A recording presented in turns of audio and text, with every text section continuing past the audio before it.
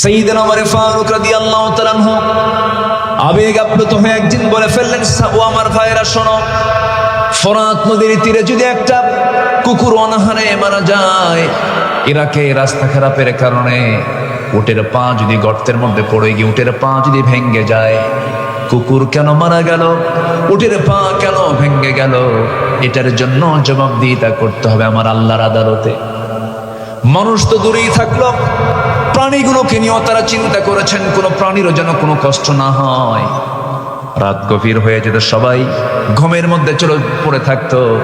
সাইয়েদনা ওমর ফারুক যেদিন থেকে শাসন ক্ষমতা হাতে নিয়েছেন, সেদিন থেকে মৃত্যুর দিন পর্যন্ত একটা রাত তিনি তার পিঠটাকে বিছানার সঙ্গে আলিঙ্গন করতে দেন নাই, বিছানায় তিনি যান নাই। প্রত্যেকটা রাতেই তার ডিউটি ছিল এশার নামাজ পড়ায়া তিনি মসজিদ থেকে বের হতেন। তিনি মুসল্লি ছিলেন না, ইমাম ছিলেন। বলেন বলেন বলেন বলেন, মুসল্লি ছিলেন না, ইমাম ছিলেন। আমরা আমার দেশটাকে এমন করে সাজাতে চাই, যিনি ইমামতি করবেন তিনি সমাজ চালাবেন। আসতে কন কেন? যিনি ইমামতি করবেন তিনি কি চালাবেন? সমাজ চালাবেন। ইমাম এবং সমাজ, ইমামকে যদি সমাজের দায়িত্ব দেওয়া হয় তাহলে সেখানেই বিশ্বাস করা যাবে, সেখানে একটা সুখের গন্ধ আমরা অবশ্যই পেয়ে যাব। ঠিক কিনা বলেন? আমরা ইমামদেরকে শুধু নামাজের নেতৃত্বে দেখতে চাই না, প্রত্যেকটা ইমামকে আমরা দেখতে চাই সমাজের নেতৃত্বে ইনশাআল্লাহ। ওমর ফারুক রাদিয়াল্লাহু তাআলা নামাজ পড়ালেন। নামাজ পড়ায়া মসজিদ থেকে বের হচ্ছেন, বের হয়ে গেলেন। এক রাত্রে বহুদূর চলে গেলেন, এক প্রত্যন্ত অঞ্চলে চলে গেলেন। প্রত্যন্ত অঞ্চলে যাওয়ার পরে একটা ছোট্ট ঘর পেলেন। সেই ছোট্ট ঘরের একজন বাসিন্দা ছিলেন বুড়ি মানুষ। বুড়ি মানুষকে লক্ষ্য করে তিনি সালাম দিলেন। সালাম দিয়ে বলছেন, বুড়িমা আপনি কেমন আছেন? খুব ভালো নাই। কেন, কি হয়েছে? শুনেছি ওমর ফারুকের মতো নাকি একজন শাসক দেশের দায়িত্ব গ্রহণ করেছে, সেটা কোনোদিন আমাকে দেখতে আসলো না, কোনোদিন আমাদের খোঁজ খবর নিল না। ওমর ফারুক রাদিয়াল্লাহু তাআলা আনহু যে সামনে দাঁড়ায় কথা বলছেন, মহিলা জানে না। এবার তিনি বলছেন, ও বুড়িমা এত দূর কেমন করে আসবে? বড় কষ্টের জায়গা, অনেক দূরের জায়গা, এটা আসা তো সহজ বিষয় নয়। এবার বুড়ি মহিলা জবাব দিচ্ছে, যদি এটা কঠিন মনে হয় খলিফা ওমরের দায়িত্ব গ্রহণ করার কি দরকার ছিল? কি কথা কি বুঝতেছেন? শোনা মাত্র তিনি কেঁদে ফেলেন, আহারে তাই তো, আমি কেন আসতে পারবো না? মহিলা তো আমাকে ধরে ফেলেছেন, জবাব তো নাই। আল্লাহ যদি ধরেন, এই চিন্তা চলে আসলো। সঙ্গে সঙ্গে মহিলাকে লক্ষ্য করে বলছেন, মহিলা শোনেন, আপনি আমাকে না মাফ করা পর্যন্ত আমি এখান থেকে যাব না। আপনি যে ওমরের বিরুদ্ধে যে অভিযোগটা দিয়েছেন, ওমরের বিরুদ্ধে অভিযোগটা আপনার কাছ থেকে আমি মিটায় নিতে চাই। কি নেবেন আপনি বলেন? আমি আপনাকে কিছু দিনার দিতে চাই। 25 দিনারান। মহিলা রাজি হয়ে গেল, 25 দিনার তার হাতে দেওয়া হলো। কিন্তু নিজের পরিচয় তিনি গোপন করলেন। হঠাৎ করে তিনি বলে ফেলেছেন, আলী এদিকে আসো। সাইয়েদনা আলী জবাব দিচ্ছেন, আমিরুল মুমিনিন ওমর ফারুক আমি আসতেছি। এই কথা মহিলার কানে চলে গেছে। মহিলা জিহ্বায় কামড় মেরে বাদ ভাবতেছে, আল্লাহ এতক্ষণ তো আমি ওমর ফারুকের সঙ্গে কথা বলেছি। এবার মহিলা জড়সড় হয়ে গেছে। ওমর ফারুক বলছেন, ও মহিলা আপনি এরকম করছেন কেন? কেন আপনি তো ওমর ফারুক, আমি ভুল করে ফেলেছি। না না, আপনি যা বলেছেন সঠিক বলেছেন। আমি আপনাকে 25 দিনার দিয়ে দিলাম, আপনি আমার বিরুদ্ধে কোনো অভিযোগ রাখবেন না। সঙ্গে সঙ্গে রাজি হয়ে গেছে। এবার তিনি করলেন কি, লেখার কোনো কিছু না পেয়ে নিজের জামাটা ছিঁড়ে ফেললেন। নিজের জামাটা ছিঁড়ে জামায় লিখে নিলেন, কোন অভিযোগ আপনার বিরুদ্ধে নাই, ওমরের বিরুদ্ধে নাই। এই কাগজটা নিয়ে, এই লিখিত অংশটুকু নিয়ে বাড়িতে ফিরে আসলেন। সন্তানদেরকে ডাক দিয়ে বলছেন, সন্তানেরা আমি ওমর যেদিন দুনিয়া থেকে বিদায় হয়ে যাব, বিদায় হওয়ার সঙ্গে সঙ্গে কাফনের কাপড়টা যখন আমাকে পরিয়ে দেবে, কাফনের কাপড়ের সাথে তোমরা এই চিঠিটা আমার কাফনের সঙ্গে লাগায় দিবা। কিয়ামতের দিন আল্লাহ যখন বলবেন, আমি আল্লাহকে বলবো, আল্লাহ তোমার বান্দাদের পক্ষ থেকে আমার বিরুদ্ধে কোনো অভিযোগ নাই। জোরে বলেন সুবহানাল্লাহ। শাসক ভালো পেতে হলে শাসককে হতে হবে, থাকতে হবে শাসকের মধ্যে কার ভয়? আসতে বলবেন না, কার ভয়? আমরা এমন শাসক দেখতে চাই যে শাসক ভয় পাবেন একমাত্র কাকে? আসতে বলবেন না, কাকে? আল্লাহকে ভয় পাবেন। বিচার ব্যবস্থাকে কি স্বাধীন করেছিলেন তিনি? ঘোড়া কিনতে গেছেন, ঘোড়া কিনতে গিয়ে ঘোড়া বিক্রেতার কাছ থেকে তিনি টাকার বিনিময়ে ঘোড়াটা কিনেছেন। ঘোড়া কেনার পরে তিনি ঘোড়ায় তিনি চললেন। কিছু দূরে যেতে না যদি ঘোড়ার চারটা পা অকেজ হয়ে ঘোড়া বসে গেছে। ওমরে ফারুকের মেজাজ গরম হয়ে গেছে। অসুস্থ ঘোড়া নিয়ে, অকেজ ঘোড়া নিয়ে ঘোড়া বিক্রেতার কাছে এসে চোখ বড় করে বলছেন, ওমরে ফারুক বলছেন, আমাকে তুমি অচল ঘোড়া দিয়েছে কেন, অসুস্থ ঘোড়া দিয়েছে কেন, ঘোড়া নেব না। এবার ঘোড়া বিক্রেতা বলছে, আমিরুল মুমিনিন, আল্লাহর নামের কসম করে বলি, আমি আপনাকে যে ঘোড়া দিয়েছিলাম, সুস্থ ঘোড়া দিয়েছিলাম, অসুস্থ হয়ে গেছে আপনার মালিকানায় যাওয়ার পরে। ওমরে ফারুক বলছেন, না না, আমি এই ঘোড়া নেব না, ঘোড়া ফেরত নাও, টাকা দিয়ে দাও। এবার ঘোড়া বিক্রেতা বলতেছে, আমিরুল মুমিনিন, আমি আপনাকে টাকা ফেরত দেব না, ঘোড়াও আমি নেব না, কারণ আপনার মালিকানা যাওয়ার পরে ঘোড়া অকেজ হয়ে গেছে, অসুস্থ হয়ে পড়েছে। তাহলে কি করা যায়? এবার ঘোড়া বিক্রেতা, সাধারণ একজন ঘোড়া বিক্রেতা শাসনকর্তার সামনে দাঁড়িয়ে বলছে, চলুন, কোনটা যা হয় হবে, আদালতে যাই, বিচারক যে ফয়সালা দেবে সেই ফয়সালা আমার ফয়সালা। ওমরে ফারুক মুস্কি হাসি মেরে বললেন, ও ঘোড়া বিক্রেতা, তুমি যদি এটাই চাও, আমি তো বাধ্য, চলো আমরা বিচারের মুখোমুখি হয়ে যাই। সাধারণ একজন ঘোড়া বিক্রেতার বিচারের অধিকার আছে না নাই? আছে বলুন, আছে না নাই বলেন? চলে গেলেন দুজন মিলে, আদালত চত্বরে গিয়ে হাজির হলেন। বিচারালয়ে চলে গেলেন। বিচারপতির সামনে দাঁড়ায় গেছেন ওমরে ফারুক রাদিয়াল্লাহু তাআলা আনহু। সঙ্গে সঙ্গে বিচারপতি, বিচারে বসা বিচারক কাজী শুরাইহ ইবনুল হারিস আল কিন্দি রাহমাতুল্লাহ আলাইহি, 100 বছরের বেশি বয়স তার হয়েছিল জীবনে। কাজী শুরাইহ সামনে দাঁড়ায়া ওমরে ফারুককে দেখে সালাম জানায়, বলছেন, আমিরুল মুমিনিন, আপনি এই আদালতে কেন আসছেন? তারও তো আমির তিনি, তারও খলিফা তিনি। ওমরে ফারুক বলছেন, বিচারপতি কাজী শুরাইহ, তুমি তোমার চেয়ারে বসে যাও, বিচার শুরু করে ফেলো। কি হয়েছে? আমার বিরুদ্ধে মামলা দিছে। কে মামলা দিছে? কে মামলা দিছে? কোনো ব্যক্তি, সামাজিক বড় মর্যাদা তার? সাধারণ সিম্পল একজন নাগরিক, তার কেউ চেনেই না। একজন ঘোড়া বিক্রেতা মামলা দিয়ে ওমরে ফারুক আদালতে হাজির করেছেন। ওমরে ফারুক সামনে দাঁড়ায় বলে, বিচারপতি, বিচারক, সুষ্ঠুভাবে বিচার করো, ওজন ঠিক রাখো, আকিমুল ওয়াজনা ওয়া আকিমুস সালাহ আকিমুদ্দিন, সবকিছু আমাদের ঠিক রাখতে হবে, মিজান কায়েম করতে হবে, ওজন ঠিক রাখতে হবে, দিন কায়েম করতে হবে, নামাজ কায়েম করতে হবে, আকিমুদ্দিন আকিমুস সালাহ ওয়া আকিমুল ওয়াজনা, আছে না? এবার বিচারপতি বিচারের চেয়ারে বসে দুপক্ষের কথাই শুনলেন। দুপক্ষের কথা শুনে এবার রায় দিচ্ছেন। সাইয়েদনা ওমর ফারুক রাদিয়াল্লাহু আনহুকে লক্ষ্য করে বলছেন, ইয়া আমিরাল মুমিনিন, দুপক্ষের কথাই শুনলাম আমি, কিন্তু আজকের রায়টা আপনার পক্ষে যাবে না, আজকের রায়টা ঘোড়াওয়ালার পক্ষে যাবে। কারণ আপনি ঘোড়া কিনেছেন, যখন কিনেছেন লেনদেন করেছেন, ঘোড়াটা সুস্থ ছিল। আপনি আমার সামনে কথা বলছেন, আমি আপনার সামনে কথা বলছি, আমরা দুইজন এই জায়গা থেকে নিরাপদে বাড়ি পর্যন্ত ফিরতে পারবো, তার কোনো গ্যারান্টি আছে নাকি? না, জীবনের কোনো গ্যারান্টি নাই। যে কোনো মুহূর্তে মানুষ অসুস্থ হয়ে যেতে পারে, যে কোনো প্রাণী অসুস্থ হয়ে যেতে পারে। অসুস্থ হয়ে গেছে আপনার মালিকানা আসার পরে, অতএব ঘোড়াটা আপনি ফেরত পাবেন না। অসুস্থ ঘোড়ার মালিক আপনাকে হতে হবে, তাকে টাকা দিয়ে দিতে হবে, আপনি টাকা ফেরত নিতে পারবেন না। ওমরে ফারুক মাথা নিচু করে মুস্কি হাসি মেরে দরবার থেকে বের হয়ে আসলেন, বিচারালয় থেকে বের হয়ে আসলেন। পরের দিন মজলিসে শুরার বৈঠকে, কেন্দ্রীয় বৈঠকে বসে সবাইকে উল্লেখ করে বলছেন, তোমরা কি জানো, গতকালকে আমি এক বিচারের মুখোমুখি হয়েছিলাম, অনেক বড় সাহস, ব্যক্তি দেখে বিচার করলো না, ন্যায় দেখে বিচার করলো, কোরআনকে সামনে রেখে বিচার করলো, আমার বিরুদ্ধে রায় দিয়ে দিয়েছে। কত বড় সাহস! ওই ব্যক্তিকে আঞ্চলিক বিচারপতির পদ না দিয়ে ওমরে ফারুক আজকে আমি তাকে জাতীয় বিচারপতির চেয়ারে বসায়া দিলাম। জোরে কান সুবহানাল্লাহ, আর জোরে কান সুবহানাল্লাহ। আমানতদারিতা।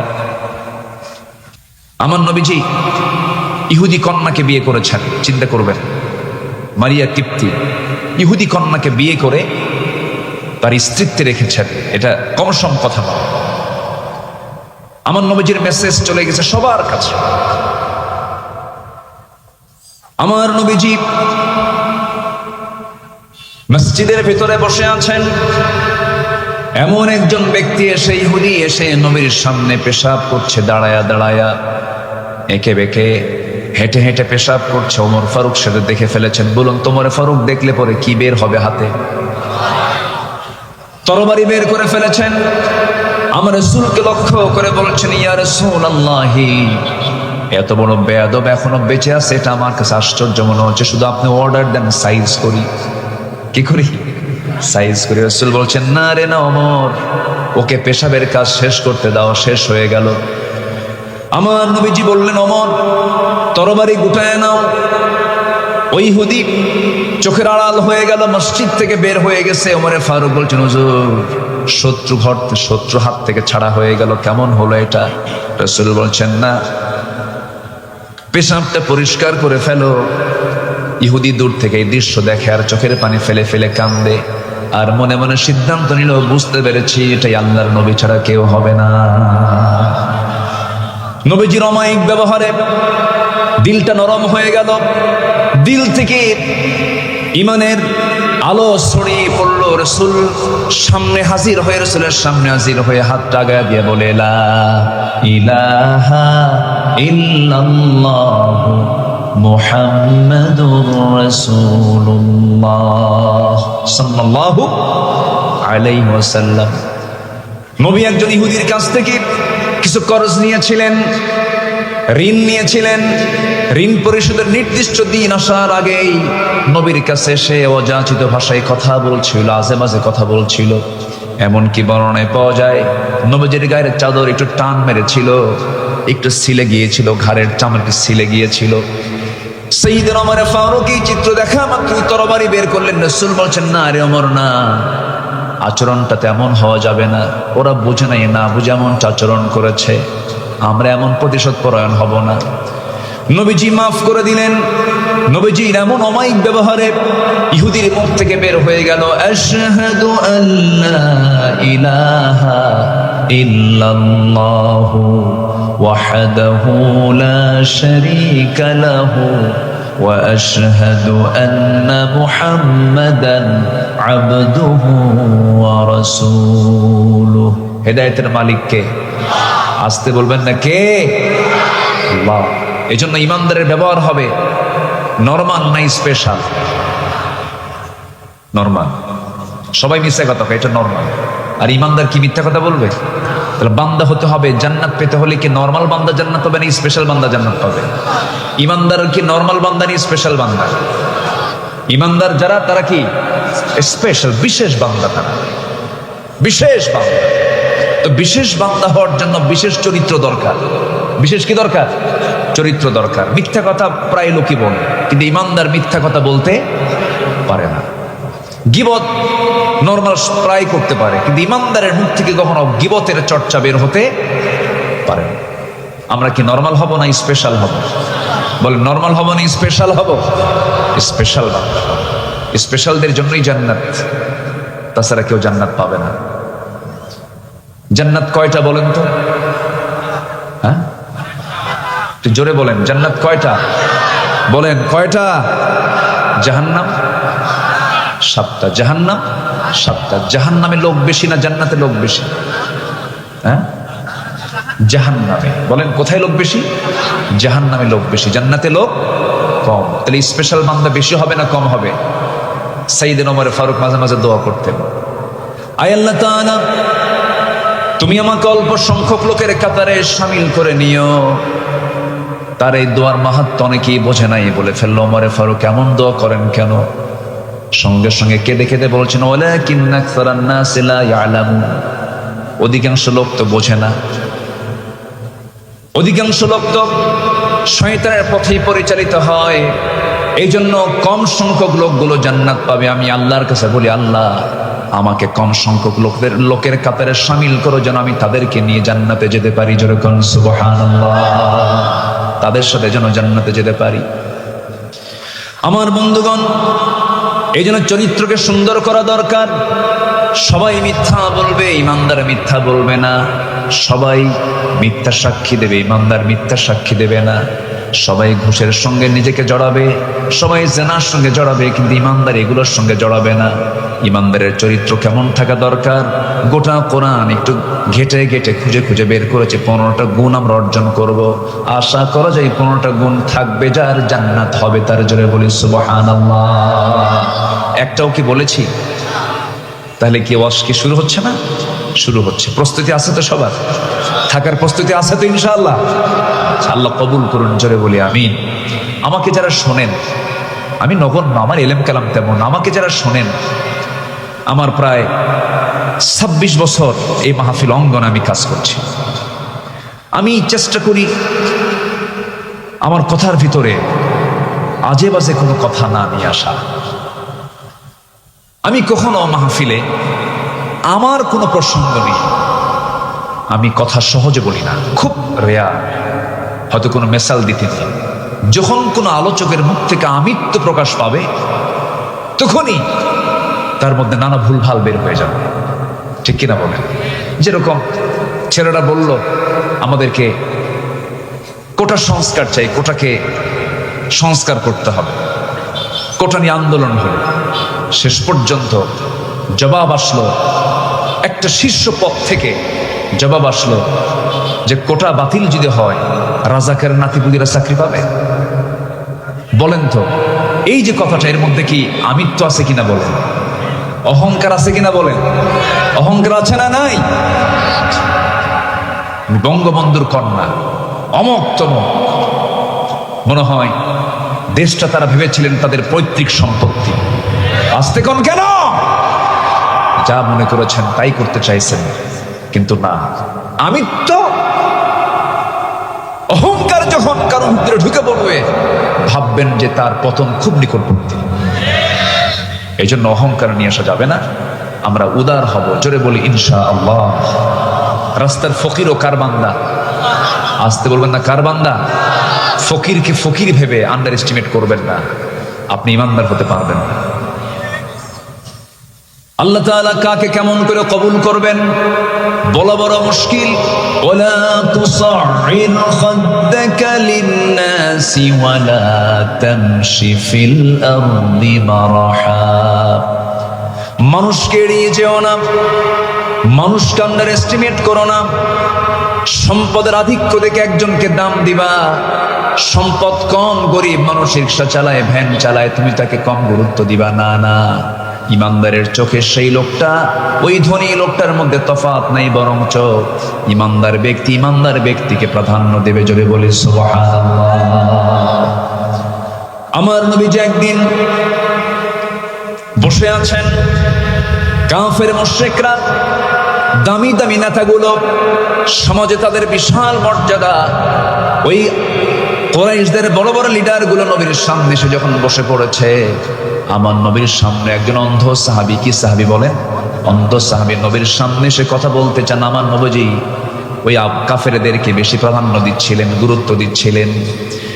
আল্লাহ তাআলা সঙ্গে সঙ্গে আয়াত নাযিল করে রাসূলকে জানিয়ে দিচ্ছেন, আবাসা ওয়া তাওয়াল্লা আন জাআহুল আ'মা ওয়া মা ইউদরিকা লাআল্লাহু ইয়াযাক্কা। জোরে বলি আল্লাহু আকবার। ওই অন্ধ লোকটা আপনার সামনে আসলো, সে আমার কাছে বেশি দামি। আমার আল্লাহর কাছে কোনো বংশ, কোনো সম্পদ, কোনো নেতা, কোনো মন্ত্রী, কোনো গোত্র নেতা আল্লাহর কাছে দামি নয়। কোনো ধলা, কোনো সুন্দর চেহারা আমার আল্লাহর কাছে সবচেয়ে দামি নয়। আল্লাহর কাছে কে দামি? ইয়া আইয়ুহান নাসু ইন্না খালাকনাকুম মিন যাকারিন ওয়া উনসা وجعلناكم شعوبا وقبائل لتعارفوا إن أكرمكم عند الله أتقاكم। জোরে বলুন আল্লাহু আকবার। আমি তোমাদেরকে এক নর এবং এক নারী থেকে সৃষ্টি করেছি, আদম হাওয়া থেকে বিভিন্ন গোত্রে ভাগ করেছি, ভাষা দিয়েছি, বর্ণ দিয়েছি, যেন তোমরা একে অপরকে চিনতে পারো। তবে আমার কাছে সেই লোকটাই সবচেয়ে বেশি দামি, সবচেয়ে বেশি সম্মানিত, যে বান্দা আমি আল্লাহ আমাকে বেশি ভয় করে। জোরে বলি সুবহানাল্লাহ। আমরা বেশি মহব্বত করব কাকে? আসতে বলবেন না, কাকে? জোরে বলেন, কাকে? আমার বন্ধু এক নাম্বার কে? আল্লাহ তাআলা। এই জন্য আমার বন্ধুগণ, সে আল্লাহর পরামর্শ আমরা নেব। আল্লাহ বলছেন এই গুণগুলো নিয়ে আসো।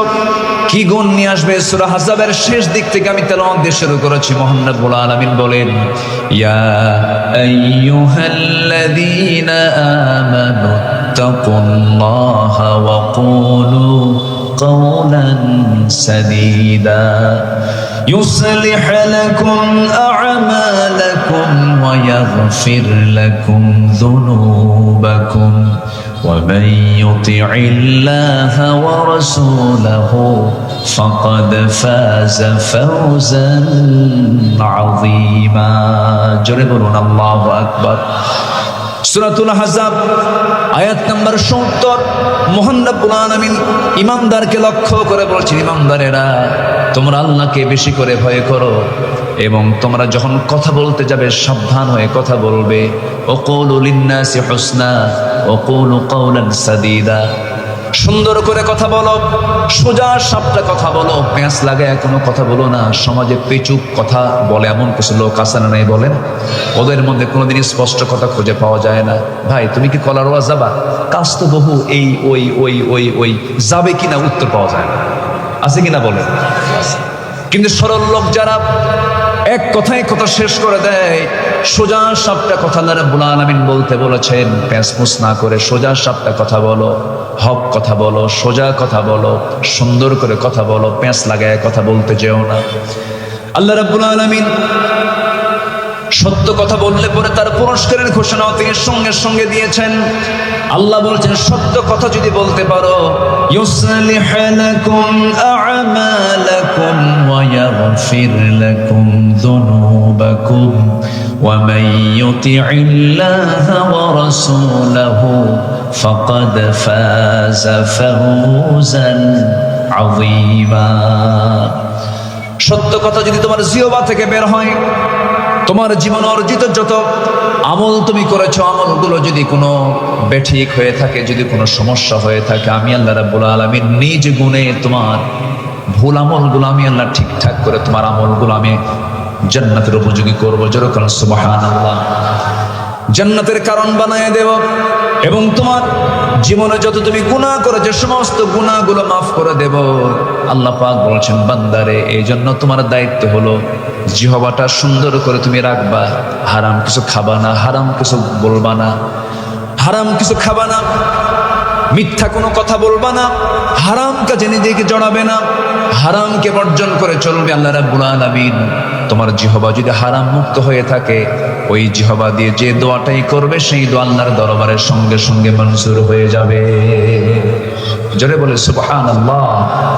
কিন্তু আজকে সমাজে সত্য কথা বেশি না মিথ্যা কথা বেশি? যদি বলি মিথ্যার দিক থেকে সবচেয়ে বেশি মিথ্যা কথা বলে এই দেশের কোন শ্রেণীর মানুষ বলেন? কারা বেশি মিথ্যা কথা বলে একটু বলেন না? শিক্ষকরা নাকি? কারা কারা বেশি মিথ্যা কথা বলে? আমি কিন্তু বলি না। এমন নাম, এমন লোকের নাম দিলেন, এ তো বেকার। শুনছেন শুনছেন কি আপনারা? কারা কারা বেশি মিথ্যা কথা বলে? দেখছেন, আমি কিন্তু বলি নাই, বললেন কিন্তু আপনি। আমার বক্তব্য কিন্তু এটা না। আমি প্রশ্ন করেছি, উত্তর আপনারা দিলেন, তাহলে বক্তব্য কি আমার হলো না আপনাদের হলো? আপনাদের। তাহলে আপনাদের দৃষ্টিতে এ দেশে যত শ্রেণী পেশার লোক আছে, এর মধ্যে সবচাইতে বেশি মিথ্যা কথা বলে, মিথ্যা ওয়াদা করে কারা বেশি? দেশ চালায় কারা? নেতারা। তাহলে মিথ্যা কথা বেশি বলে। আমি একটু নেতা একটু আসতে কইলাম, আপনারা বললেন তো হ্যাঁ, তাই তো। এই 54 বছরে যত ওয়াদা আমরা শুনেছি, ওয়াদা কি পূরণ হয়েছে? আগামী সরকার ক্ষমতায় আসলে পরে মদিনার সনদে দেশ চালাবে। মদিনার সনদে দেশ চালায় নাই, মোদির সনদে দেশ চালিয়েছিল। দুঃখ, শুধু ওয়াদাই করে, কত অভিনয়। আমাদেরকে আবার বলে আমরা নাকি ধর্মের ব্যবসা করি। অভিনয়টা কি? নির্বাচন যখন আসে নতুন নতুন টুপি মাথায় ওঠে। আমি কি ভুল বলছি? হাতে তসবি আসে, মাথায় পট্টি আসে, হজ করতে যায়, মাথা থেকে পা পর্যন্ত শুধু সাদা কাপড়, জায়নামাজ নিয়ে আসরের এক ওয়াক্ত নামাজ 4 বার পড়ে। কয়বার পড়ে? 4 বার। তাহলে ধর্মের ব্যবসা তো তারাই করে, নির্বাচন আসলে টুপি পড়ে, আর নির্বাচন চলে গেলেই গাজার আসরে বসে থাকে, নাইট ক্লাবে নারী নিয়ে বসে থাকে। এই বিকৃত আওয়াজ আবার কে করবে? কেটা? আচ্ছা না বাবা, আওয়াজ যদি একটু মিল না হয়, একটু পরিবেশটা একটু নষ্ট হয়ে যায়, এটা চুপ থাকলে ভালো মনে হয়, তাই না? জি ঠিক আছে। তারও তো শখ হয় যে আমি একটু আওয়াজ দিই, তার শখ হয় না? শখ হয়। ওটা আবার একটা হাসির জায়গা হয়ে যায়। মানুষ তো একটা বিকৃত কিছু দেখলেই তো সেখানে তাদের একটা আলাদা চিন্তা, ব্রেনটা ওইদিকে চলে যায়, ডাইভার্ট হয়ে যায়। সম্মানিত ভাইয়েরা, আপনারা কি আমার কথাকে রাগ করতেছেন? রাগ হচ্ছে না তো আপনাদের? রাগ হলে তো কিছু করার নাই। সব তো দেখলাম। আইয়ুবের শাসন, বুড়া চাচারা দেখেন নাই? আইয়ুব করেছে শাসন, মুজিব দিয়েছেন ভাষণ, জিয়া কেটেছেন খাল, আর আমাদের চাচা এরশাদের তাল বেতাল। সব তো দেখলাম, সব দেখা শেষ। আগামীর দেশ আমরা দেখতে চাই আল কোরআনের বাংলাদেশ। রাজি আছেন কারা কারা? হাত উঁচু করে দেখান মুসলমান।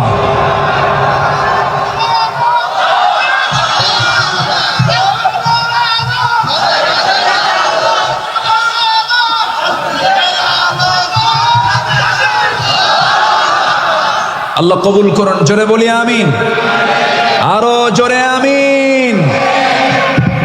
সম্মানিত ভাইয়েরা, আমি কোরআনে কারীমের যে আয়াতগুলোকে সামনে রেখে কথা বলতে চাচ্ছি। আল্লাহ পাক ইমানদারকে দেখতে চান মিথ্যুক না সত্যবাদী?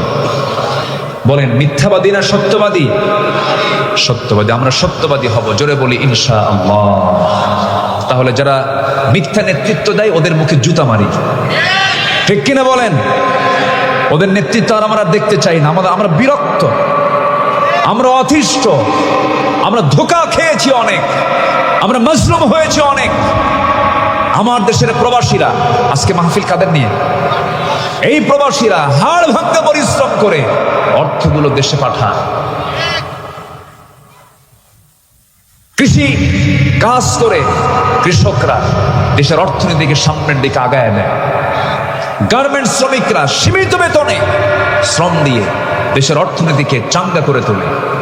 সবাই মূর্খ, অশিক্ষিত, এরা দেশকে আগায় দিল, আর কলমের খোঁচা দিয়া বিসিএস ক্যাডার হয়ে দেশের সম্পদ সবগুলো লোপাট করে দেশ থেকে পাচার করল।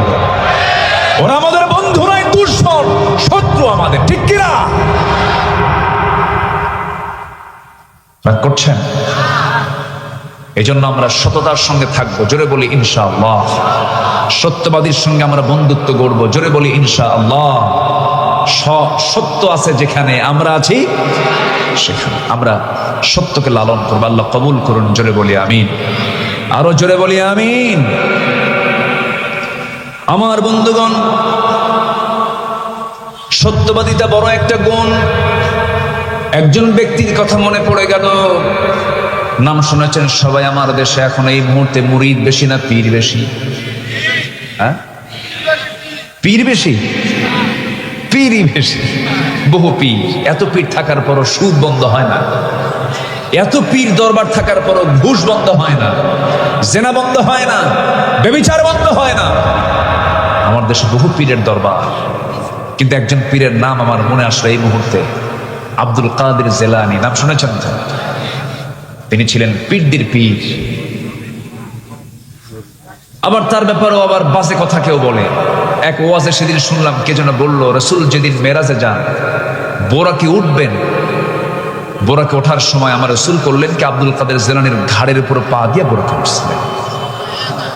এই ওয়াজটাতে পাইলো কোথায়? ওর কাছে শয়তান ওহী নাজিল করছে। কে ওহী নাজিল করছে? শয়তান। বাজে কথা। কোথায় আব্দুল কাদের রাসূল মেরাজের সময় নাকি তার ঘাড়ে পা দিয়েছে? এগুলো ভিত্তিহীন কিছু কথা, আমার দেশে আছে না নাই বলেন তো? আচ্ছা, কিন্তু সত্যি আব্দুল কাদের বড় একজন আল্লাহওয়ালা ছিলেন, বড় বুজুর্গ ছিলেন। ছোট্টবেলায় এমন পরিবার থেকে তিনি গড়ে উঠেছেন, মাটা অদ্ভুত বড় আবেদা ছিলেন। জাত ভালো হলে সন্তানও ভালো হয়। যদি আপনি গাছের জাত যদি ভালো না হয়, যতই মাটি ভালো হোক, আবাদ ফলন ভালো হয় না। আব্দুল কাদের জিলানীর মা আব্দুল কাদেরকে পাঠায় দিচ্ছেন দিন শিক্ষার জন্য, অনেক দূরে চলে যাবে। ছোট শিশু আব্দুল কাদের পাশে বসে চোখের পানি ফেলে দোয়া করে বলছে, আল্লাহ আমার আব্দুল কাদেরকে বড় আল্লাহওয়ালা বানাও। সন্তানকে ডাক দে বলে, বাজান রে, আমার পারিবারিক জীবন থেকে আমি তোমাকে একটা নাসিহা করব আমি আজকে। সেটা হলো, জীবনের যে প্রান্তেই থাকো না কেন, জিহ্বা থেকে কখনো এক চুল পরিমাণ মিথ্যা কথা তুমি বের করবা না, কখনো মিথ্যা কথা বলবা না। এই আমলটা নিয়ে, এই নাসিহা নিয়ে ছোট্ট আব্দুল কাদের মার কাছ থেকে বিদায় নিয়ে রওনা দিয়েছে। মাঝপথে বড় একটা বিপদ হয়ে গেল, ডাকাতি শুরু হয়ে গেছে। আমার দেশেও ডাকাতি আছে না নাই? আসতে বলবেন না, আছে না নাই? ডাকাতি আছে। ওই ডাকাত দলের সদস্যরা রাস্তা আটকিয়ে দিয়ে যার কাছ থেকে যা কিছু পাচ্ছে সব নিয়ে নিচ্ছে, আঘাত করতেছে। আব্দুল কাদের সামনে পড়ে গেছেন। জিজ্ঞাসা করার আগেই পকেট থেকে বেশ কিছু স্বর্ণ মুদ্রা তিনি বের করে ডাকাতদের হাতে দিয়ে দিচ্ছেন। ডাকাতরা বলছে ছোট্ট ছেলেকে লক্ষ্য করে, এই ছোট্ট ছেলে, কিছুই বললাম না, চাইলাম না, তেমন কিছু বললাম না, শুধু বললাম কি আছে সব বের করে দিল। এর কারণটা কি? ছোট্ট আব্দুল কাদের বলে, ও চাচারা, আমার আম্মার নাসিহাত হলো আমি যেন কখনো মিথ্যা কথা না বলি। তোমরা আমাকে যে প্রশ্ন করেছো, সঙ্গে সঙ্গে আমি আমার সমস্ত টাকা পয়সা বের করে দিয়েছি। ডাকাতদের চোখে পানি চলে এলো, তীব্র প্রতিক্রিয়া সৃষ্টি হয়ে গেল। চোখের পানি ফেলতে ফেলতে বলছে, হারে, আমাদের জীবনের মোড়টা চেঞ্জ করে দিয়েছে ছোট্ট তুমি আব্দুল কাদের। আমরা আমাদের ডাকাতির সমস্ত কাজ ফেলে দিয়ে আজকে থেকে আমরা সত্যবাদীদের অন্তর্ভুক্ত হয়ে গেলাম। যেরকম সুবহানাল্লাহ। আমার বন্ধুগণ, সত্যকে লালন করতে হবে, হককে লালন করতে হবে। সত্যবাদিতার ফলাফল বড় সুন্দর ফলাফল। সত্যবাদিতা যার মধ্যে থাকবে সে জান্নাতের রাস্তা না। আপনি যে ওমরের বিরুদ্ধে যে অভিযোগটা দিয়েছেন, ওমরের বিরুদ্ধে অভিযোগটা আপনার কাছ থেকে আমি মিটায় নিতে চাই। কি নেবেন আপনি বলেন? আমি আপনাকে কিছু দিনার দিতে চাই। 25 দিনারান। মহিলা রাজি হয়ে গেল, 25 দিনার তার হাতে দেওয়া হলো। কিন্তু নিজের পরিচয় তিনি গোপন করলেন। হঠাৎ করে তিনি বলে ফেলেছেন, আলী এদিকে আসো। সাইয়েদনা আলী জবাব দিচ্ছেন, আমিরুল মুমিনিন ওমর ফারুক, আমি আসতেছি। এই কথা মহিলার কানে চলে গেছে। মহিলা জিহ্বায় কামড় মেরে বাদ ভাবতেছে, আল্লাহ, এতক্ষণ তো আমি ওমর ফারুকের সঙ্গে কথা বলেছি। এবার মহিলা জড়সড় হয়ে গেছে। ওমর ফারুক বলছেন, ও মহিলা, আপনি এরকম করছেন কেন? কেন আপনি তো ওমর ফারুক, আমি ভুল করে ফেলেছি। না না, আপনি যা বলেছেন সঠিক বলেছেন। আমি আপনাকে 25 দিনার দিয়ে দিলাম, আপনি আমার বিরুদ্ধে কোনো অভিযোগ রাখবেন না।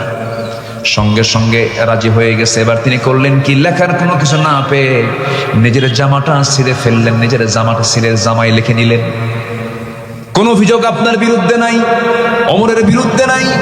এই কাগজটা নিয়ে, এই লিখিত অংশটুকু নিয়ে বাড়িতে ফিরে আসলেন। সন্তানদেরকে ডাক দিয়ে বলছেন, সন্তানেরা, আমি ওমর যেদিন দুনিয়া থেকে বিদায় হয়ে যাব, বিদায় হওয়ার সঙ্গে সঙ্গে কাফনের কাপড়টা যখন আমাকে পরিয়ে দেবে, কাফনের কাপড়ের সাথে তোমরা এই চিঠিটা আমার কাফনের সঙ্গে লাগায় দিবা। কিয়ামতের দিন আল্লাহ যখন বলবেন, আমি আল্লাহকে বলবো, আল্লাহ, তোমার বান্দাদের পক্ষ থেকে আমার বিরুদ্ধে কোনো অভিযোগ নাই। জোরে বলেন সুবহানাল্লাহ। শাসক ভালো পেতে হলে শাসককে হতে হবে, থাকতে হবে শাসকের মধ্যে কার ভয়? আসতে বলবেন না, কার ভয়? আমরা এমন শাসক দেখতে চাই যে শাসক ভয় পাবেন একমাত্র কাকে? আসতে বলবেন না, কাকে? আল্লাহকে ভয় পাবেন। বিচার ব্যবস্থাকে কি স্বাধীন করেছিলেন তিনি? ঘোড়া কিনতে গেছেন, ঘোড়া কিনতে গিয়ে ঘোড়া বিক্রেতার কাছ থেকে তিনি টাকার বিনিময়ে ঘোড়াটা কিনেছেন। ঘোড়া কেনার পরে তিনি ঘোড়ায় তিনি চললেন। কিছু দূরে যেতে না যেতে ঘোড়ার 4টা পা অকেজো হয়ে ঘোড়া বসে গেছে। ওমর ফারুকের মেজাজ গরম হয়ে গেছে। অসুস্থ ঘোড়া নিয়ে, অকেজো ঘোড়া নিয়ে ঘোড়া বিক্রেতার কাছে এসে চোখ বড় করে বলছেন, ওমর ফারুক বলছেন, আমাকে তুমি অচল ঘোড়া দিয়েছে কেন, অসুস্থ ঘোড়া দিয়েছে কেন? ঘোড়া নেব না। এবার ঘোড়া বিক্রেতা বলছে, আমিরুল মুমিনিন, আল্লাহর নামের কসম করে বলি, আমি আপনাকে যে ঘোড়া দিয়েছিলাম, সুস্থ ঘোড়া দিয়েছিলাম, অসুস্থ হয়ে গেছে আপনার মালিকানায় যাওয়ার পরে। ওমর ফারুক বলছেন, না না, আমি এই ঘোড়া নেব না, ঘোড়া ফেরত নাও, টাকা দিয়ে দাও।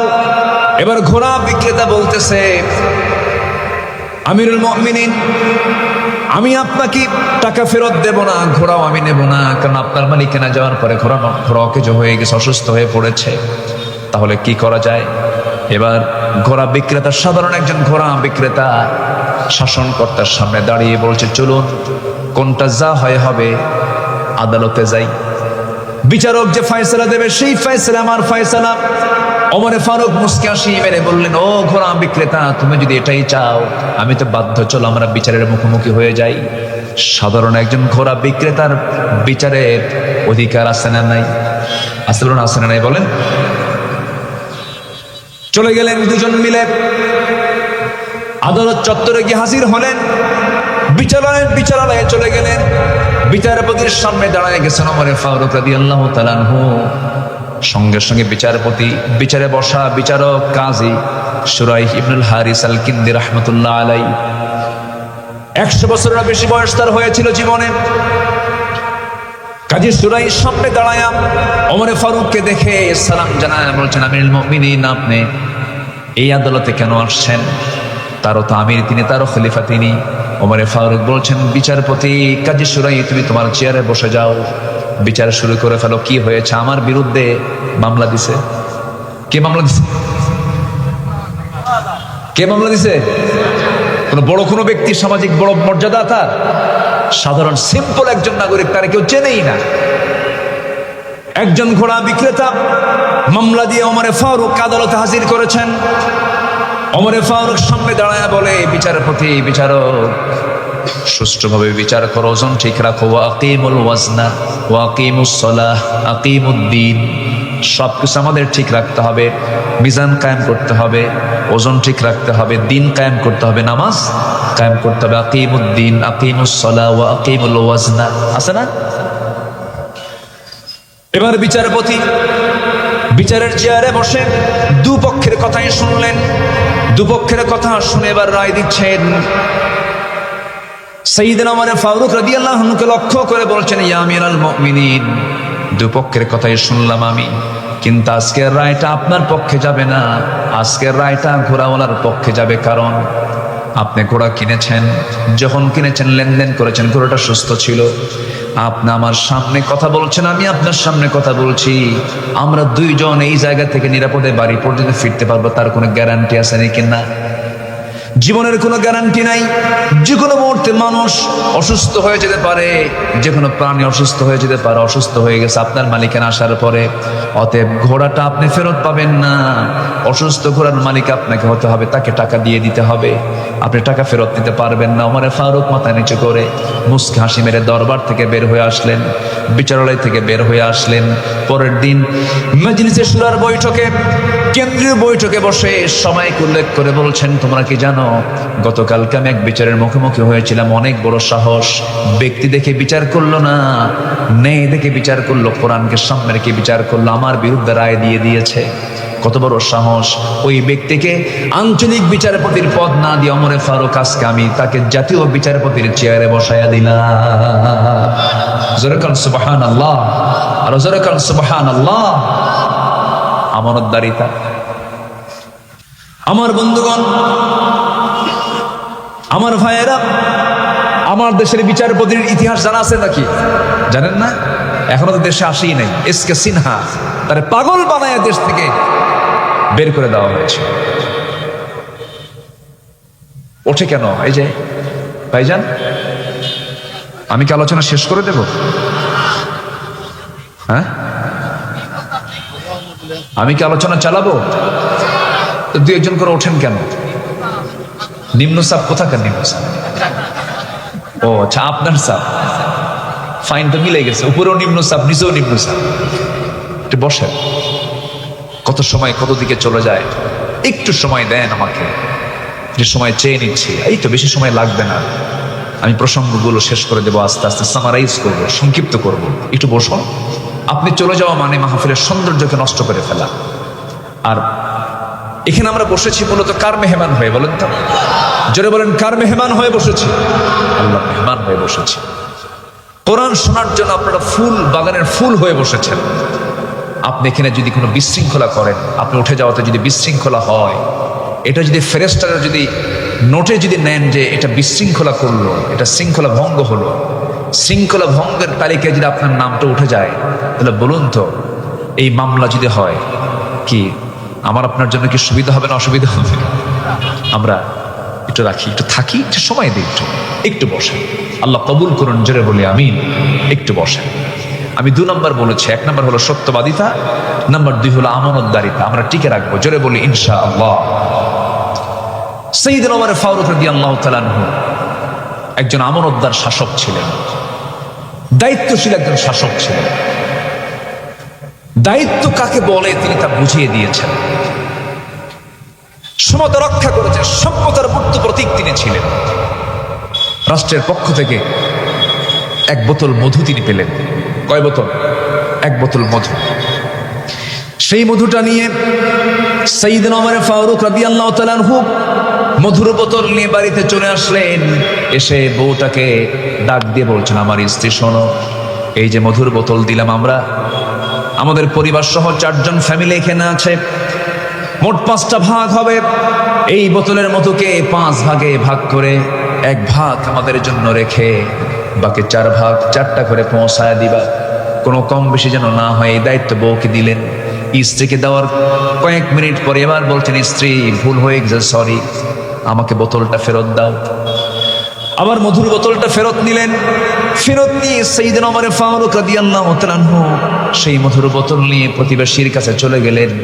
এক প্রতিবেশীকে ডাক দিয়ে বলছেন, প্রতিবেশী এদিকে আসো, এই যে মধুর বোতল তোমার দিলাম, সমান 5 ভাগে ভাগ করবে, 1টা ভাগ আমাকে দিয়ে বাকি 4 ভাগ প্রতিবেশীর কাছে দিয়ে দিবা।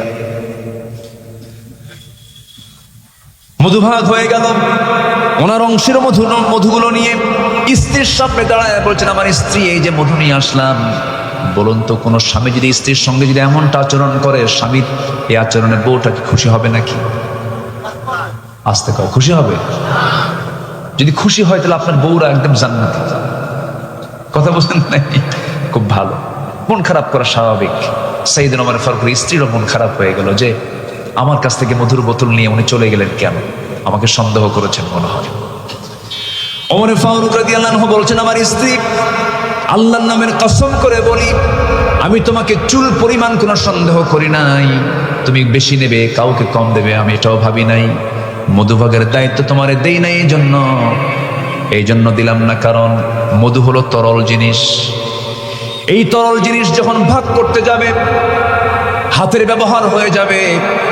সমান ভাগে ভাগ করেছো ঠিকই, কিন্তু মধু ভাগ করতে গিয়ে কিছু অংশ মধু হাতে লেগে যেতে পারে। সেটা 1 ফোঁটা হোক, 2 ফোঁটা হোক, 1 ফোঁটা 2 ফোঁটা মধু আমাদের ভাগে বেশি আসুক, এটা চাই নাই মনে করে মধু ভাগের দায়িত্ব আমি অন্যের কাঁধে চাপায়া দিয়েছি। জোরে কোন সুবহানাল্লাহ। আমানতদারিতা। বলেন কি এটা? কি আমানতদারিতা। খেলাফতের দায়িত্ব পালন করছিলেন। ছেলে পেলেগুলো তার এত সিম্পল লাইফ, এত সিম্পল সাধারণ জীবন যাপন করেছেন। একদিন তিনি বসে আছেন,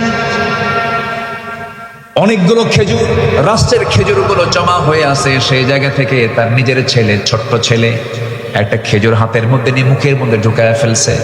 ওমর ফারুক করলেন কি, মুখের মধ্যে জোর করে তিনি নিজের নখটা ঢুকায় দিলেন। হাত ঢুকায় দিয়ে সেই খেজুরটা বের করে আনলেন আর বললেন, যা মার কোলে চলে যা। কার কোলে? মায়ের কোলে যা।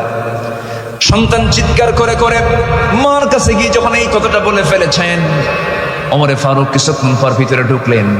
এবার স্ত্রী বলছেন, আমার স্বামী, আমরাও তো খেজুর কিছু অংশ পাবো, রাষ্ট্রের খেজুর তো আমরাও কিছু ভাগে পাবো। সেখান থেকে 2-3টা খেজুর নয় কম নিতাম, কিন্তু ছোট্ট একটা বাচ্চার মুখ থেকে আপনি খেজুরগুলো টান দিলেন, বাচ্চারা কাঁদলো, কত কষ্ট পেল।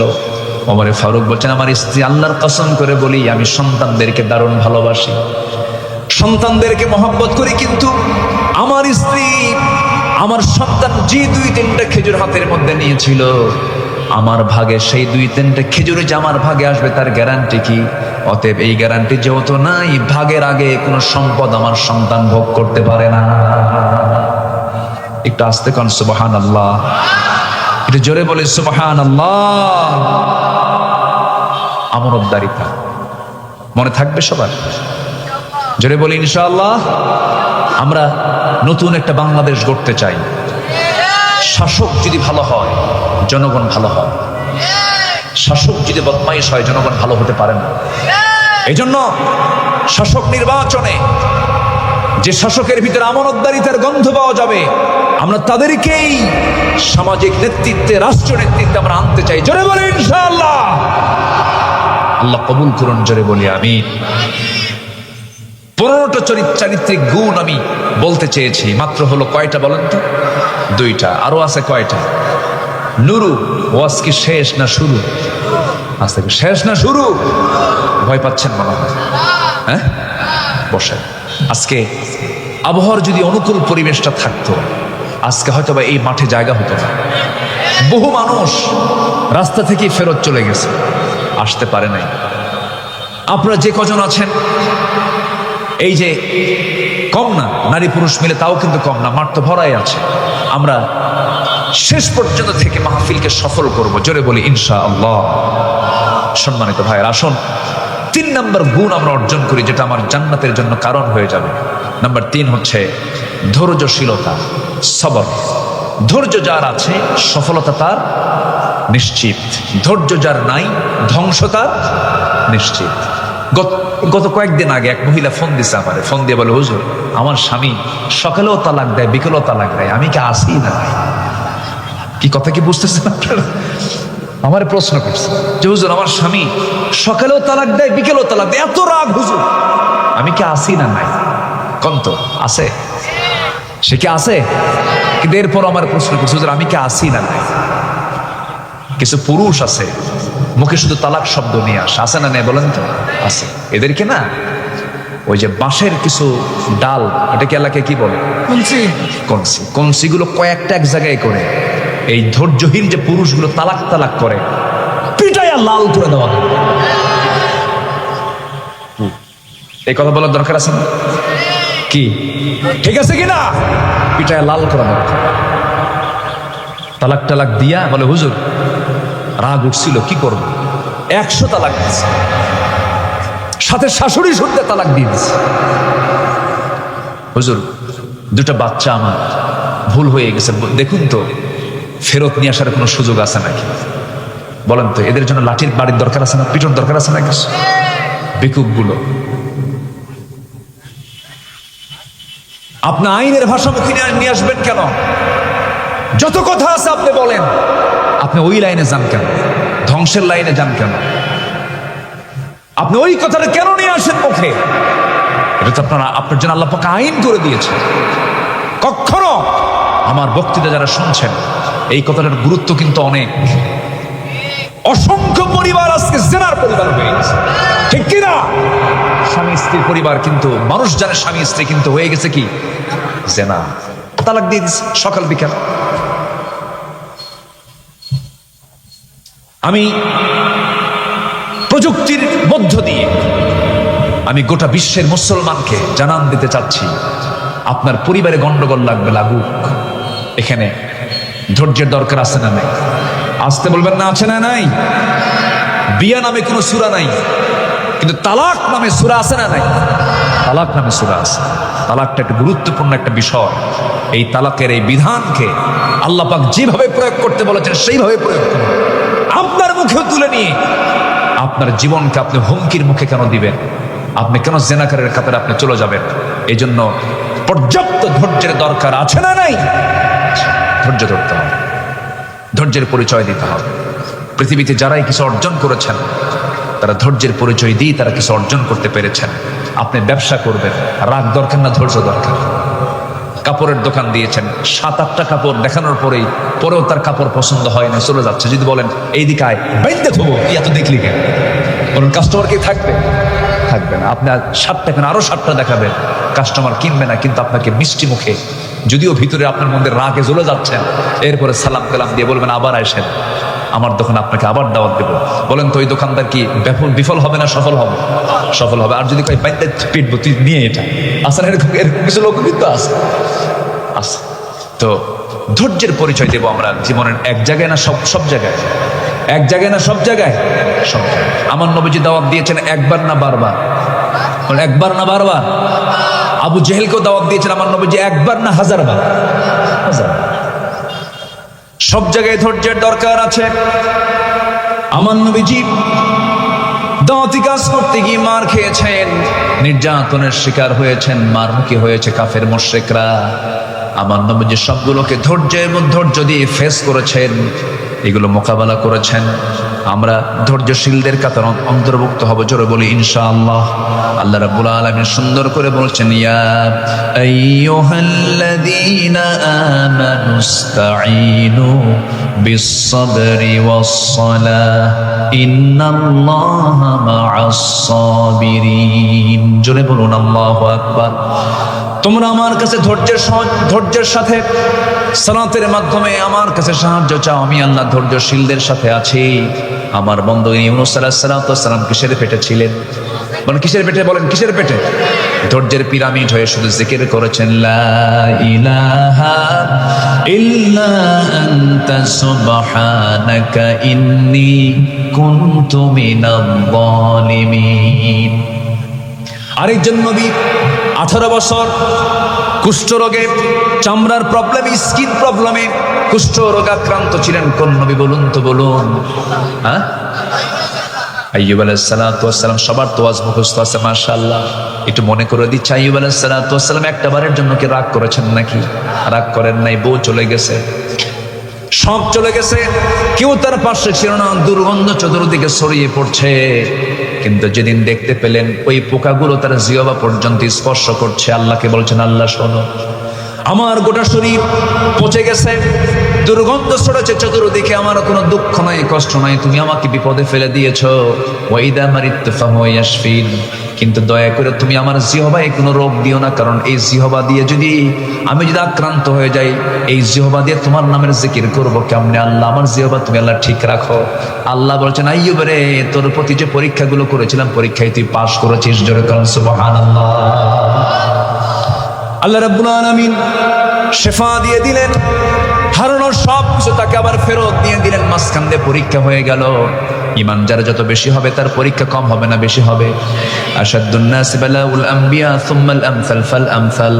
এই দুনিয়াতে সবচেয়ে বেশি পরীক্ষার সম্মুখীন হয়েছেন আম্বিয়া কেরামরা, সবচেয়ে বেশি পরীক্ষার সম্মুখীন হয়েছেন। অসুস্থতা একটা নিয়ামত, মন খারাপ করা যাবে না।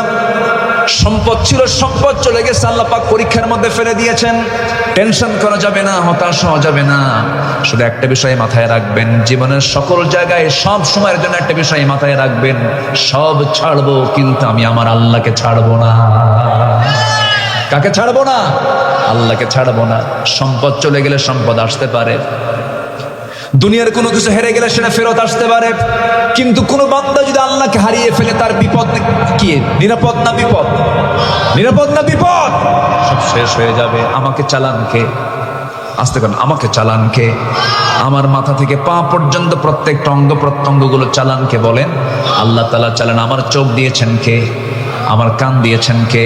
আমার নাক দিয়েছেন কে? আমার মুখ দিয়েছেন কে? আমার জিহ্বা দিয়েছেন কে? দুটো হাত দিয়েছেন কে? দুটো পা দিয়েছেন কে? গোটা যৌবনটা কে দিয়েছেন? বলেন আল্লাহ দিয়েছেন। সব তো আল্লাহর অবদান, সবই তো আল্লাহর অবদান। এই গোটা দেহের ভিতরে ছোট্ট একটা রোগ হলে পরে মনে হয় এর চাইতে বড় কষ্ট আর নাই। আল্লাহ পাক আমাকে এত বড় নিয়ামত দিয়েছেন, আমরা সুস্থ অবস্থায় এখানে বসে আছি, কত বড় নিয়ামত। এটাকে ফিল করার জন্য একটা হসপিটালে যান, যারা ক্যান্সার আক্রান্ত হয়েছে, ডায়ালিসিস করে কিডনি যাদের অচল হয়ে গেছে। সেদিন আমার এক বন্ধু আতিক, তার নাম, গেন্ডারিয়া বাড়ি, আমাকে হঠাৎ করে ফোন দিয়েছেন। 2009 সালে একসঙ্গে হজে গিয়েছিলাম। বন্ধু আতিক আমাকে ফোন দিয়ে বলে, কেমন আছেন আপনি? ভালো আলহামদুলিল্লাহ। আপনার অবস্থা কি? আমার 2টা কিডনি অকেজ হয়ে গেছে, 2টা কিডনি আর চলে না, সপ্তাহে 4-5 বার ডায়ালিসিস করতে হয়, লক্ষ লক্ষ টাকা খরচ হয়ে যায়। অথচ আল্লাহ রাব্বুল আলামিন বান্দার কিডনিকে ঠিক রাখার জন্য, রক্তকে পরিশোধন করার জন্য, ডায়ালিসিস করার জন্য একটা কিডনি হলেও চলতো, প্রত্যেকটা বান্দার মধ্যে 2টা করে কিডনি দিয়েছেন। সুবহানাল্লাহ বলা যাবে না? কয়টা দিয়েছেন? 2টা করে কিডনি দিয়েছেন। দুনিয়ার ডায়ালিসিস মেশিন দিয়া যে রক্ত ফিল্টারিং করা হয়, যে রক্ত পরিশোধন করা হয়, ডায়ালিসিস করা হয়, সেই মেশিনগুলোর ওজন হলো 100 কেজি। কয়শো কেজি বলেন? 100 কেজি। আর আমার আল্লাহ রাব্বুল আলামিন আমার আপনার দেহে যে কিডনি দিয়েছেন, সেই কিডনির ওজনটা মাত্র 200 গ্রাম। কেউ তো সুবহানাল্লাহ বললেন না ভাই। যদি এমন হতো, আগে দুনিয়াতে আসলাম, পরে আল্লাহ পাক আসলাম থেকে কিডনি ফেলে দিচ্ছেন, তার ওজন 200 কেজি, আপনি 80 কেজি, 2 কিডনি 200 কেজি, জীবন চলতো? বলেন, জীবন চলতো? চলতো। আল্লাহ রাব্বুল আলামিন সৃষ্টি করেছেন, ভারসাম্য করে দিয়েছেন। আল্লাযী খালাকাকা ফাসাওয়াকা ফাআদালাক, লেভেল করেছেন। আমার ওজন 80 কেজি, কিডনির ওজন 200 গ্রাম, 200 গ্রাম 400 গ্রাম। আমার বন্ধুগণ, এই কিডনিটা এত দামি একটা অঙ্গ, এই দেহের জন্য আল্লাহ রাব্বুল আলামিন করে দিয়েছেন। 2টা করে দিয়েছেন, একটা দিলেও হতো। যদি একটা কিডনি হঠাৎ করে নষ্ট হয়ে যায়, আর একটা কিডনি যে নিয়ে যেন বান্দা দুনিয়াতে বেঁচে থেকে আমার নামের প্রশংসা করতে পারে, যেরকম সুবহানাল্লাহ। কিডনি ঠিক রাখার জন্য গাছের ডাব দিয়েছেন, নারিকেল দিয়েছেন, ডাব দিয়েছেন। এই ডাবের পানি কোমরে যখন ব্যথা হয়, ডাবের পানি আপনি একটু খেয়ে নেবেন, দেখবেন কোমরের ব্যথা দূর হয়ে গেছে। রোগ দিয়েছেন যিনি, ওষুধও দিয়েছেন তিনি। যারা বলে ক্যান্সারের কোনো অ্যান্সার নাই, কথাটা কুফরি কথা। সব রোগের অ্যান্সার আছে একমাত্র কার কাছে? আসতে বলবেন না, কার কাছে? আল্লাহর কাছে। আল্লাহর কাছে আমরা চাবো, আল্লাহর কাছে আমরা বলবো, আল্লাহ আমার সব চাহিদা পূরণ করবেন। তিনি অসম্ভবকে সম্ভব করতে পারেন। ডাক্তার মেয়াদ দেয় 7 দিন বাঁচবে, কিন্তু এরপর 7 বছর ধরে বাঁচে এমন রোগী আছে না নাই? আছে। আল্লাহ তো পারেন সবকিছু। আল্লাহ তাআলা আমাকে চোখ দিয়েছেন, কান দিয়েছেন, আবার এগুলোকে ঠিক রাখার জন্য ব্যবস্থাও করে দিয়েছেন। কানের মধ্যে কিছু ময়লা আছে, পিছলে পিছলে কিছু ময়লা আছে না? এই ময়লাগুলো এলাকায় কি বলে? হ্যাঁ, খোল। কি ওই যে গরু ছাগল খায় যে? আচ্ছা, এটা কিন্তু সেই খোল না, এটা হলো কানের ময়লা, ইয়ার ওয়াক্স। এটা কিন্তু আল্লাহ দিয়ে দিয়েছেন, এটাকে দিয়ে দিয়েছেন আল্লাহ পাক নিজেই এটা ব্যবস্থা করেছেন, কানেই এটা উৎপন্ন। এটা কিন্তু ময়লাও না, ময়লা বললে ভুল হয়ে যাবে। ইয়ার ওয়াক্স কানের এক জাতীয় পিচ্ছিল, এটা স্বাদের দিক থেকে তিতা। এর মধ্যে আপনি কোনো মিষ্টি ভাব পাবেন না, কারণ মিষ্টি যদি হতো, এটা এই খোলটা যদি মিষ্টি হতো, রাতে ঘুমায় পড়তেন, মিষ্টি আছে যেখানে পিঁপড়া আছে, সব পিঁপড়াগুলো জমা হতো কোথায় গিয়া? সারাদিন ওই পিঁপড়া সাফ করতে দিন শেষ, সমস্যা হয়ে যেত। আপনি অকেজো হয়ে ঘুমিয়ে পড়েছেন, আপনার কানটা যেন সেফ থাকে, কোনো পোকা যেন আক্রমণ না করতে পারে মহান রব্বুল আলামিন সেই জন্য কানের মধ্যে এমন পিচ্ছিল জাতীয় ময়লা দিয়েছেন। এটা তিতা, যখন কিছু ঢুকতে নাই, ঢোকার সঙ্গে সঙ্গে যখন তিতা পায়, আস্তে করে বের হয়ে আসে। সুবহানাল্লাহ বলা যাবে? কানের সেফটি হয়ে গেল। লক্ষ লক্ষ শ্রবণ কোষ কানের ভিতরে দিয়েছেন মহান রব্বুল আলামিন। এরপরে চোখটা আল্লাহ রাব্বুল আলামিন ভাসমান করে দিয়েছেন। আল্লাহ রাব্বুল আলামিন চোখটাকে পানির উপরে ভাসিয়ে রেখেছেন। চোখের নিচে পানি আছে না নাই? চতুর্দিকে পানি আছে না নাই? এই পানিটা লবণ না মিঠা? ভালো করে কম, লবণ না মিঠা? যদি মিঠা হতো বড় বেকায়দা হয়ে যেত। মিঠা হলে পরে এটা ফ্রিজ হয়ে যেত, ঝামেলা হয়ে যেত, চোখটা হ্যাং মারতো, এদিক সেদিক তাকাতে পারতো না। আল্লাহ রাব্বুল আলামিন চোখের পানিকে লিকুইড রেখেছেন সর্বক্ষণের জন্য, লবণ করে দিয়েছেন। লবণের জন্য করেছেন, খরস্রোতা এই জন্য করেছেন, কারণ যত জীবাণু আছে সমস্ত জীবাণু ধ্বংস হয় কি দিয়া? লবণ দিয়া। আল্লাহ পাক সমুদ্রের পানিকে কি করেছেন বলেন? লবণ করেছেন। আমার আপনার খাল বিলকে কিসের পানি করেছেন? মিঠা পানি করেছেন। নদীগুলো মিঠা, সাগরগুলো তপ্ত, সাগরগুলো লবণ করেছেন। আবার সাগরের পানি যেন আইস না হয়, সাগরের পানি যেন আইস না হয়, বরফ যেন না হয়, সমুদ্রের ভিতরে যেন জাহাজ চলতে পারে। মহান রব্বুল আলামিন প্রত্যেকটা সমুদ্রের নিচে আল্লাহ রাব্বুল আলামিন আগুন রেখে দিয়েছেন, চুলা রেখে দিয়েছেন। জোরে কারণ সুবহানাল্লাহ। প্রত্যেকটা সমুদ্রের নিচে আগুন আছে, কি আছে? আগ্নেয়গিরি আছে।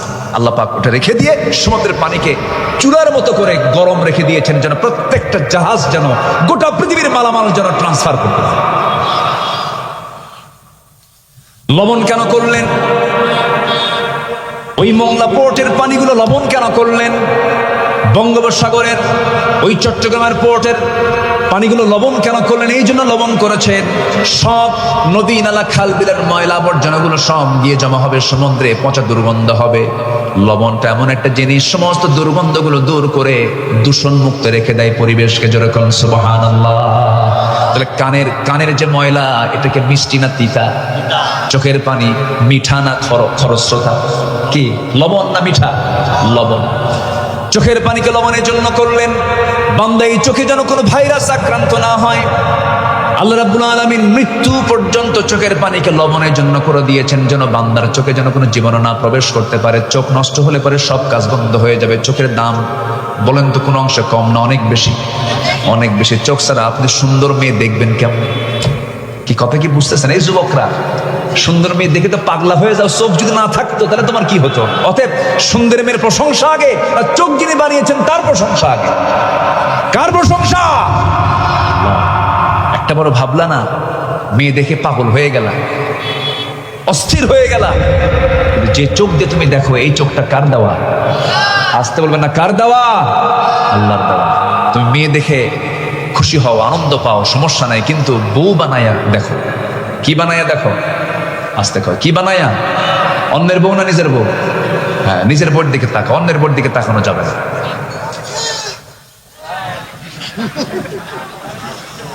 অস্ত এখন অন্যদিকে চলে গেল, দেখতেছি নষ্ট হয়ে যাচ্ছে। বলে ফেলবো, বলবো আজকে বিয়ের ব্যবস্থা হয়ে যাবে ইনশাআল্লাহ। ঠিক আছে, আমি এটা মাথায় নিলাম। দেখেন খুব আবেগতাড়িত হয়ে কথাটা বলছে। হুজুর, চাকরি ছাড়া মেয়ের বাপ বিয়ে দেয় না। আছে কিনা? আছে কিনা? আছে কিনা? আছে কিনা? এটা কেন চিন্তা করেন আপনি? চরিত্র আগে না সম্পদ আগে? আসতে কেমন? চরিত্র আগে না সম্পদ আগে? যে মেয়েটার পড়া শেষ করতে করতে 35 বছর লাগে, ওর কি থাকে? কথা ওর থাকেটা কি? যে যুবক পড়তে পড়তে তার 45 বছর সময় লাগে, পিএইচডি ডিগ্রি নিতে 45 বছর লাগে, ওর কিছু থাকে? কিছুই তো থাকে না। 50 বছরে বিয়ে কইরা চোখে কম নেই, এরপরে বাচ্চা হয়, চুল দাড়ি সব পাকা। ছেলেটা নিয়ে যখন রাস্তায় হাঁটে তখন লোকজন বলে, এই ছেলে এটা তোমার দাদা না নানা? ওলট পালট। ওর চেয়ে গ্রামের মানুষই ভালো। 21 বছরে বিয়ে করে, 22 বছরে বাপ হয়, 40 বছরে নানা হয়, দাদা হয়, আর 60 বছরে বড় দাদা হয়ে। জীবনটা সংক্ষিপ্ত সুন্দর করে সাজিয়ে নেব ইসলাম দিয়ে। জোরে বলি ইনশাআল্লাহ। রিজিকের দায়িত্ব কার? আস্তে রিজিকের দায়িত্ব কার? বিয়ে করবেন, রিজিক ডাবল হবে। আমি বলে গেলাম, এটা আমার কথা না, আল্লাহর কথা। বিয়ে করবেন, আল্লাহ পাক রিজিক বাড়ায়, এটা আল্লাহর ফয়সালা। জি, অনেক প্রশ্ন আছে, আমি বলবো ইনশাআল্লাহ। সব প্রসঙ্গ আসবে, আস্তে আস্তে বলবো, সব বলবো। আমি কি শেষ করে দেবো আলোচনা? আলোচনা চালাবো তো ইনশাআল্লাহ। সম্মানিত ভাই, তাহলে চোখটা কার দেওয়া? আস্তে, চোখটা কার দেওয়া? এই চোখের পলক মানুষ প্রতি মিনিটে 15 থেকে 20 বার পলক ফেলে। এই পলক শুধু পড়েই না, বরং প্রতিটা বার পড়ার সময় অশ্রু থেকে লিকুইড ছড়িয়ে দেয় পুরো চোখে। এর ফলে চোখ থেকে আর্দ্র ধুলাবালি ক্ষতিকর জীবাণু থেকে মুক্ত। পলক হলো চোখের প্রাকৃতিক ওয়াইফার। গাড়ি চলতে নিলে গাড়ির সামনে ওয়াইফার আছে না নাই বলেন? এরকম করে পরিষ্কার করে ফেলে, এটা হচ্ছে প্রাকৃতিক ওয়াইফার, যা ঘুমের মধ্যেও চোখের সুরক্ষা নিশ্চিত করে।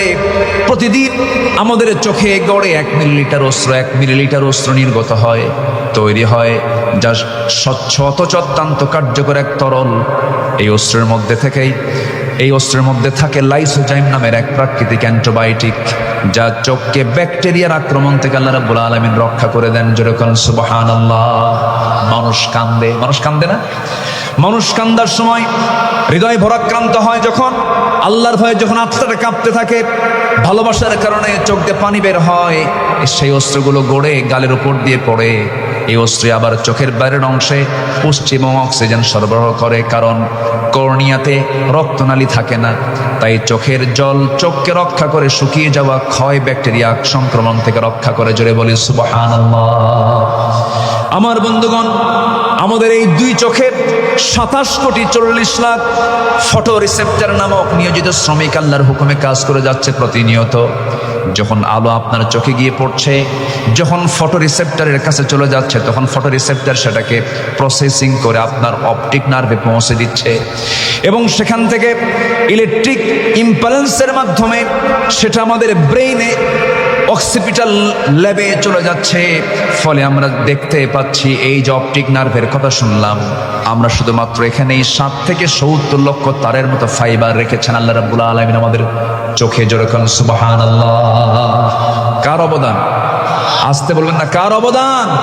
আল্লাহর অবদান। সে আল্লাহ বলছেন, বান্দারে আমাকে ভুলে যেও না, আমাকে ভুললে তুমি সব হারায় ফেলবে। আজান যখন হয়ে যাবে, তোমার দায়িত্ব হলো সবার কাজের আগে আমার আল্লাহর হকটা আদায় করা। আজান শুনবো, কোথায় ছুটে চলে যাব বলেন? আজ তো কোথায় ছুটে চলে যাব? মসজিদে। মসজিদ কেন্দ্রিক দিন আমরা তৈরি করে ফেলবো। সাতক্ষীরা যাব, নিয়ত করব বাস স্ট্যান্ড মসজিদে নামাজ পড়বো। সাতক্ষীরা যাব, নিউ মার্কেট মসজিদে নামাজ পড়বো। কদমতলা যাব, কদমতলার মোড়ের মসজিদে নামাজ পড়বো। ব্রজাবক্সায় যাব, মোড়ে নামাজ পড়ে নেব। বাগাচাড়ায় যাব, বাগাচাড়ার মোড়ে নামাজ পড়বো। নাভরণ যাব, নাভরণের মোড়ে নামাজ পড়বো। বাকরার মোড়ে নামাজ পড়বো। বিয়ে বাড়ি যাচ্ছি, বিয়ে বাড়ির মসজিদে জামাতে নামাজ পড়বো। রাজুলুন কালবুহু মুআল্লাকুম বিল মাসাজিদ, যার দিলটা মসজিদের সঙ্গে লটকানো থাকবে, আল্লাহ রাব্বুল আলামিন বলছেন আমি নিজে তাকে আরশ আজিমের মেহমান বানাবো। জোরে বলুন সুবহানাল্লাহ। আমি আল্লাহ নিজে থেকে আরশ আজিমের ছায়ে জায়গা দিয়ে দেব। আমার বন্ধুগণ, এই জন্য সব ছাড়বো, কিন্তু আল্লাহকে ছাড়া যাবে না। আমি আপনি দুনিয়া থেকে বিদায় নিয়ে নেব, কেউ আমার আপনজন বলতে কেউ নাই। আমরা যা কিছু ভাবছি সব আমার পর। আমি আল্লাহর কাছে ছিলাম, রুহের জগতে ছিলাম, পেটের জগতে ছিলাম, মার পেট থেকে চলে আসছি। এই দুনিয়াতে আসার সঙ্গে সঙ্গে মার পরিচয় হয়েছে, বাবার পরিচয় হয়েছে, ভাইয়ের পরিচয় হয়েছে, বোনের পরিচয় হয়েছে, বিয়ের মধ্যে দিয়ে স্ত্রীর পরিচয় হয়ে গেছে, আবার সন্তানাদি হয়ে গেছে, বাবার পরিচয় আবার ফিরে আসছে।